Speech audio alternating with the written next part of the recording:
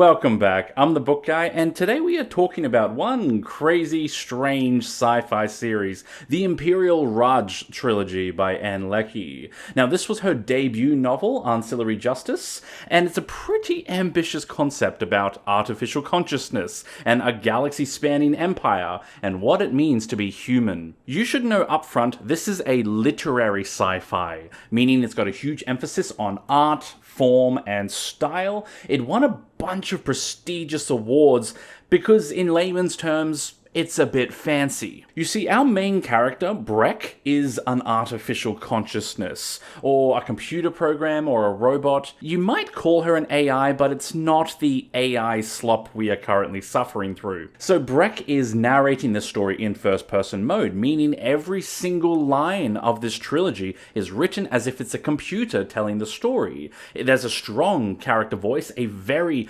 unreliable narrator, and a distinct artistic style. It's truly fascinating sci-fi. Although, it is a bit tough to get through. It's often not clear what's happening because the narrator has a very non-human perspective, and it's a slow, ponderous, deep story that reflects on life and humanity. So it's not the non-stop action sci-fi that you might be used to. If that sounds like a story you're interested in, then let me tell you a little bit more about it. It'll be spoiler-free, listing strengths and weaknesses of the series to help you decide if it's going to be the right trilogy for you.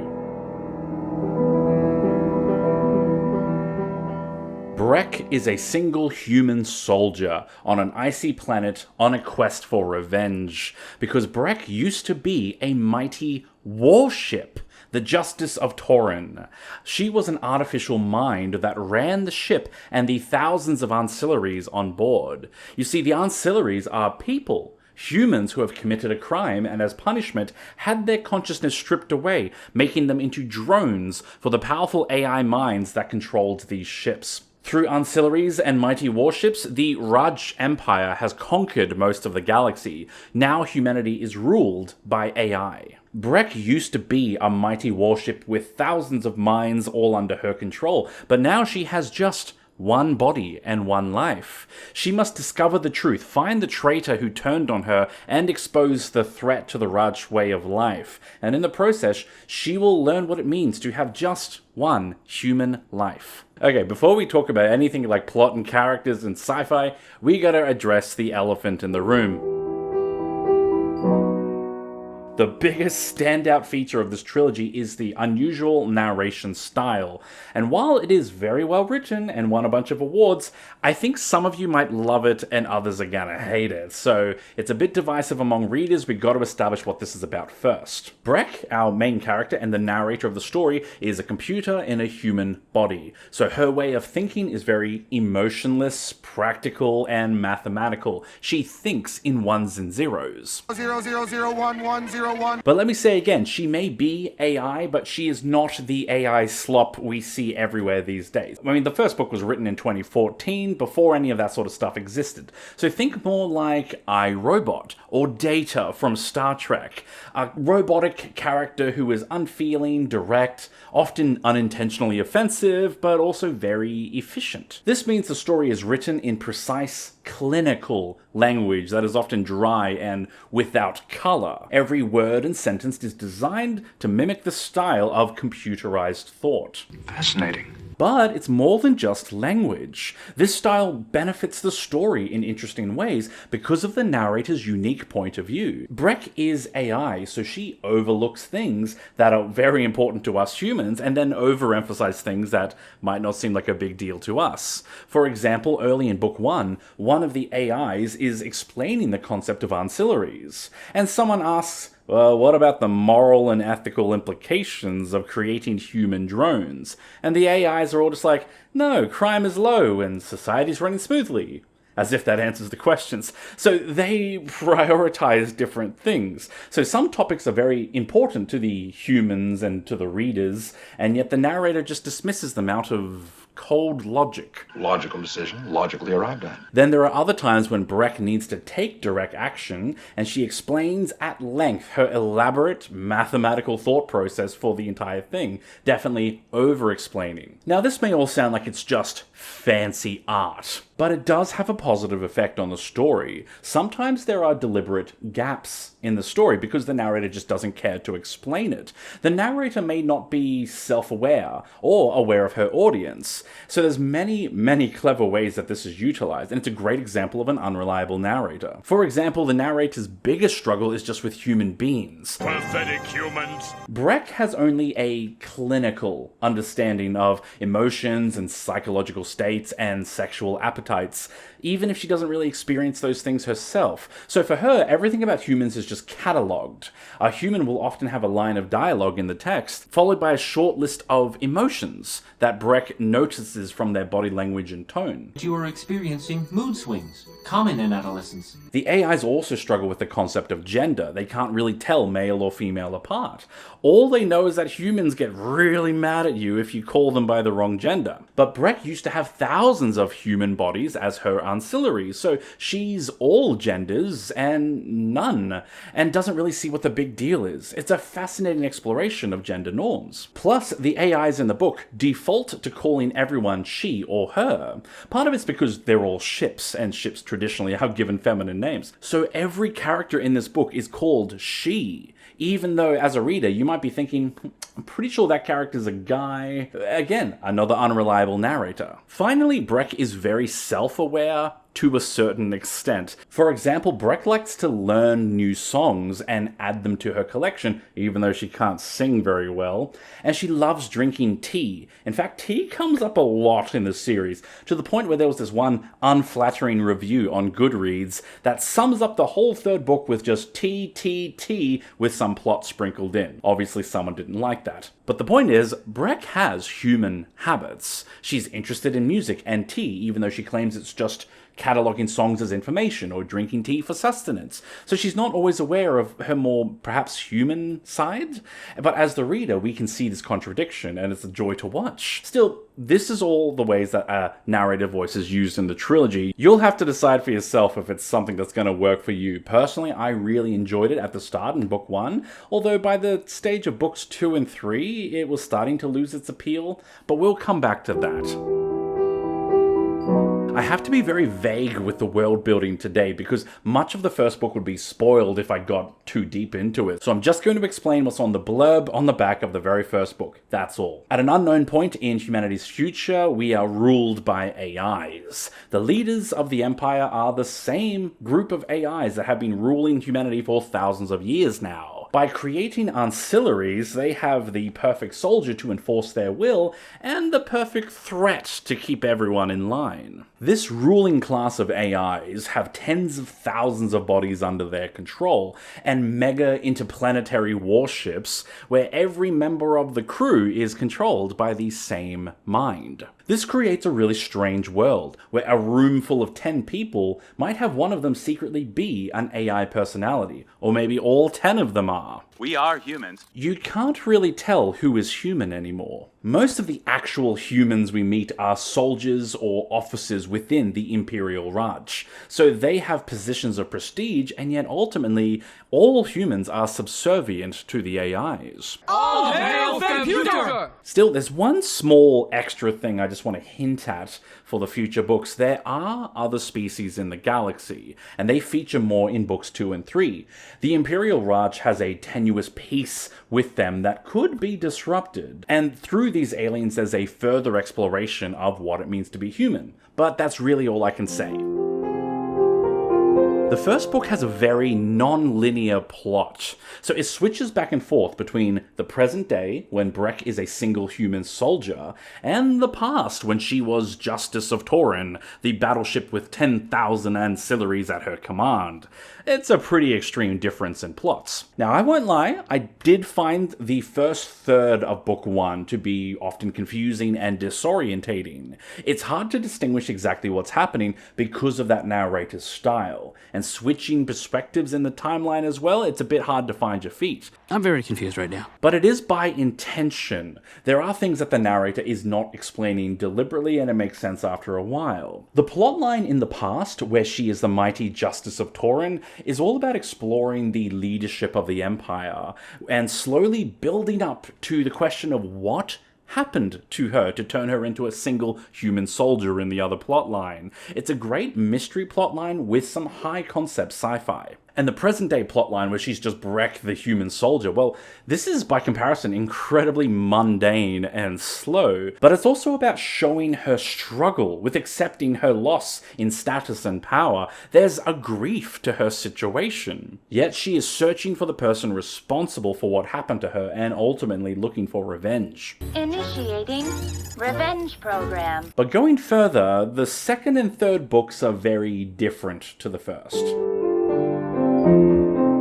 Okay, I'm going to be completely honest with you here. I did not enjoy books 2 and 3 anywhere near as much as I enjoyed the first book. And the reasons why are tricky to say without spoilers. For one, the next 2 books are very linear, so they don't have the past and present plot lines, it's just one plot line, so that's one major difference. But also, this is just a very unconventional trilogy. You know how in the usual trilogy structure, you have a victory in the first one, and then a big defeat in the second one, and then an even bigger victory in the third one. You know, that's the simplified way of how it works. And there's a sense of this building tension towards the finale across the 3-act structure. Well, this trilogy just doesn't really do that. I found the next 2 books to be much more quiet and reflective books about the nature of humanity and AI. There's a more personal drama, more character growth, and a whole lot less action in sci-fi concepts, though it definitely still has a few moments of it. There's also a shift towards focusing more on the literary art style and the fancy writing. Because of this change, the trilogy sees a really dramatic drop-off in readers, and I kind of get it.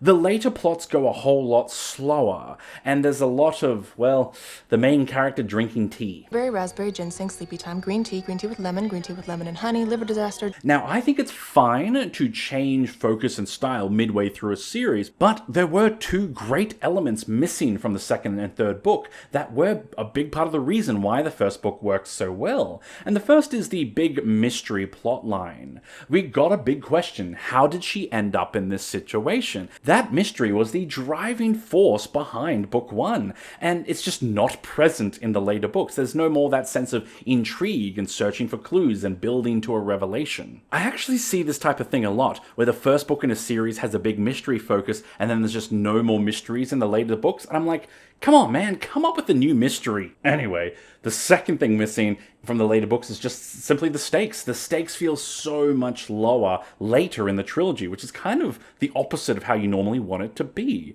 The first one is very life and death with a potential risk to the Empire itself, but later books become much more personal drama, and it's just anticlimactic by the inevitable comparison.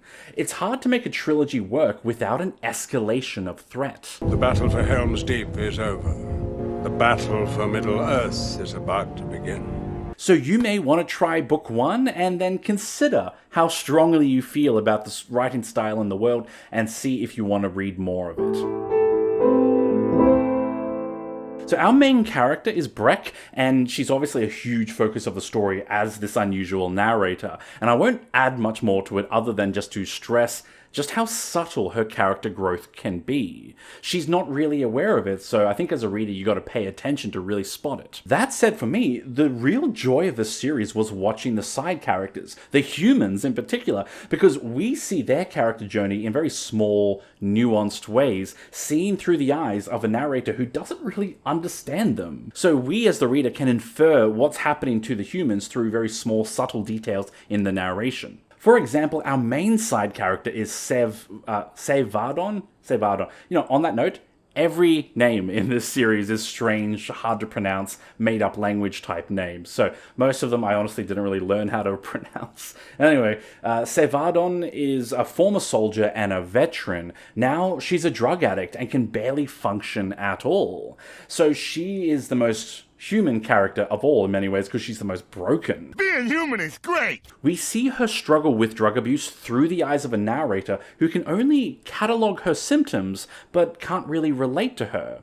Her journey of struggle and attempts at recovery were a real highlight through the whole trilogy and brought a deeply flawed human element to the story. There's also multiple AI characters, not just Breq, and the standout is Anna and Mianai, I think. She's the leader of the Radch. So Anna has been the ruler for thousands of years now, and she is just the perfect AI. So all numbers and facts and efficiency. Plus, she has tens of thousands of ancillaries as host bodies. She's everywhere. She's all through the galaxy, almost godlike in her omnipresence, and she's functionally immortal. So these human and AI characters are constantly juxtaposed in clever ways, especially when the narrator keeps pointing out all the dumb things that the humans do and all the smart stuff the AIs do.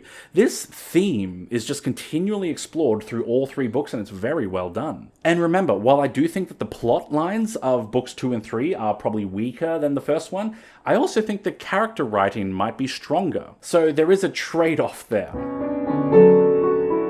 There are other books that come after this trilogy. There's 2 more books set in this world, with the 3rd one on its way. You might call it a trilogy of standalones. Now, I only found this out while I was writing the script for this, so I haven't read these myself, but I just want to flag these books for your consideration. There's Providence, Translation Slate, and the upcoming book this next year, Radiant Star. So if you do enjoy this trilogy, there are more books you can try afterwards. This series and its narrator treats every single character in the book as if they are female, whether they are or not. There's a few ways you can read into this, and the book is very clever in that it leaves it very open to our interpretation of what could this possibly mean. Is it about female empowerment, or the meaninglessness of gender titles, or a warning that the age of man is over? All of them at once, I suppose.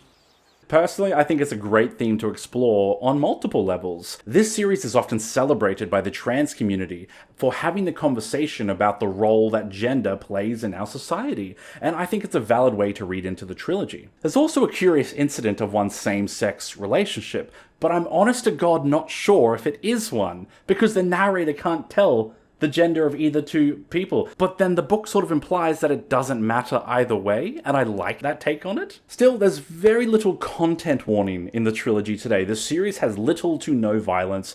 I think only a little bit of swearing, etc. The sexual references in the trilogy only exist as part of exploring the sci-fi concepts of ancillaries and how sexual needs impact their ability to perform. There is some dark content in the trilogy in the existence of ancillaries themselves, yet because the narrator skims over the underlying, horror and brutality of human drones, it's not that confronting. The darker content is just inferred. There's also a single short depiction of domestic violence and an abusive relationship, but again, catalogued in that AI narrator voice. Is the ending worth it?